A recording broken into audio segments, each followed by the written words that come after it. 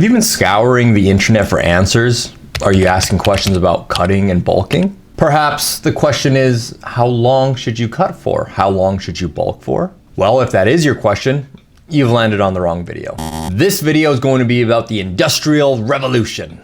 I'm kidding. We're talking about cutting and bulking. In this video, we're talking specifically about the length of a cut and the length of a bulk, and how to kind of maximize your results during these phases. I've seen many people, including myself, make a lot of mistakes, whether it's been in a bulk or a cut. And I want to help make sure that you don't make the same mistakes that I've made and I've seen other people make. Before we start, leave a comment down below. I'm curious, what's the most extreme you've taken a bulk or a cut to?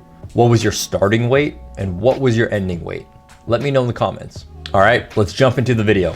First off, we got to identify what a proper cut and what a proper bulk is. In my opinion, a proper bulk is when you've added strength to your lifts, you've added lean mass to your body, all while maintaining a pretty lean physique. Now, inevitably in a bulk, you're going to gain a little bit of body fat. Your body's going to be a little bit softer, but that's part of the process. That's the name of the game.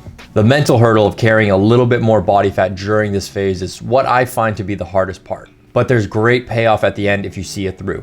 A proper cut, in my opinion, is when you lose primarily body fat, you're keeping strength and in some cases improving strength throughout the cut, all while preserving as much muscle as possible. The preservation of muscle is super key during a successful cut, and it's largely due to your nutrition and training. Now, the next thing I want to talk about is individual variances. Now we know what a proper cut looks like and what a proper bulk looks like.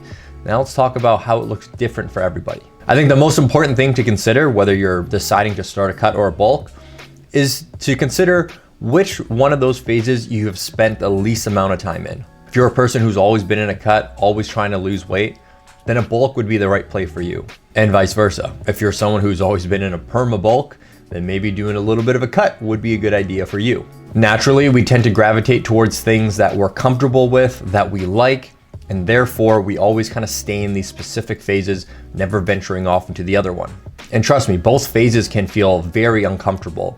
But again, there's a ton of benefit from doing either one of them. The next thing we need to consider are genetic variances, genetic factors, and if your body tends to lean in one way or the other. After coaching hundreds of people at this point, I've worked with many different people and a bunch of different bodies. And I've worked with enough people to know that some people are just predisposed to either being leaner or carrying a little bit more body fat. It's just the way it works. If you are someone who's genetically on the leaner side, you would be typically known as a hard gainer, someone who has a hard time gaining weight, then I think being in a bulk for a longer period of time would be very beneficial for you. And then again, vice versa, for someone who naturally just holds on to a little bit more body fat, I think it would be more beneficial for you to stay in a cut for a longer period of time. Again, this is going to be so different per person, per individual. But again, I'm speaking from experience here, from working with hundreds of people at this point. There's so many different genetic predispositions to how we carry body fat, and we gotta take these things into consideration when we're deciding if we wanna do a cut or a bulk. All right, the next thing to consider here is your starting point. If you're somebody who wants to lose 50 pounds, then your cut will last a little bit longer than someone who wants to lose 10 pounds.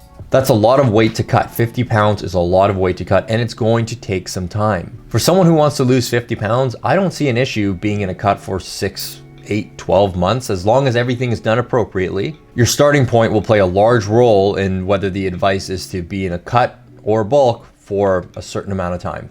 Now, if you're someone who wants to gain 30 pounds, again, I don't see an issue with someone being in a bulk for 6, 8, 12 months in order to reach this goal. Again, as long as everything is done appropriately and you aren't harming yourself. I think your personal starting point is the most important factor to consider here when you're deciding whether to do a cut or a bulk. Now, since we're talking about a long cut or a long bulk, we gotta talk about how to maximize your results during these long phases. Diet breaks and refeeds, these are things to consider. A diet break is typically implemented for someone who has been in a bulk. So let's say you've been bulking for 7 weeks straight, take 1 week and bring your calories to maintenance. And again, vice versa for a cut. Generally, these are called refeeds. Let's say you've been cutting for 7 weeks straight, bring your calories up for 1 week to maintenance. Now, what's the point in doing these things? What's the point of a diet break and what's the point of a refeed? Well, I think the most important thing is that it gives you a mental break. For anybody who has done a long cut or a long bulk, you know how demanding it is, you know how mentally tiring it is, and it starts to take a toll on you. you get to a point where you just don't want to continue on with the bulk anymore, or you don't even want to continue on with the cut anymore. Implementing these diet breaks and these refeeds, again, gives you a little bit of a mental break, and it gives you something to kind of work towards. Implementing diet breaks and refeeds are a great way to break up these long phases so that you feel good, you feel refreshed, and mentally, most importantly, you feel back to normal. So with all the information that I've provided, how long should you cut for and how long should you bulk for? Well, like anything fitness related, it's never a black and white answer. Although one key indicator I like to use to decide if a client has been in a cut or a bulk for too long is to pay attention to their performance. If you're bulking and your strength and performance stop progressing, then that may be a sign for a diet break or for you to actually enter a cut. But let me be clear, I'm not saying that if you hit one plateau with one exercise that you need to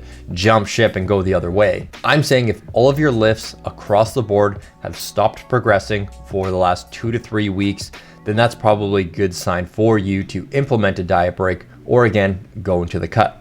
As well as for anybody dieting, if you've been in a cut for too long and your strength and performance starts to diminish, as well as anybody for dieting, if you've been in a cut for too long and your strength and performance start to diminish, that is a really good sign for you to either A, implement a refeed or move into the other phase. I think performance, strength, and recovery are fantastic ways for you to figure out if you've been in one of these phases for far too long.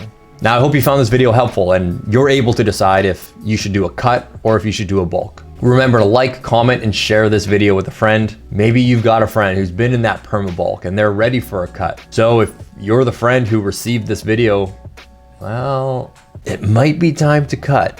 Anyways, I appreciate it if you made it to this point in the video, and I'll see you in the next one.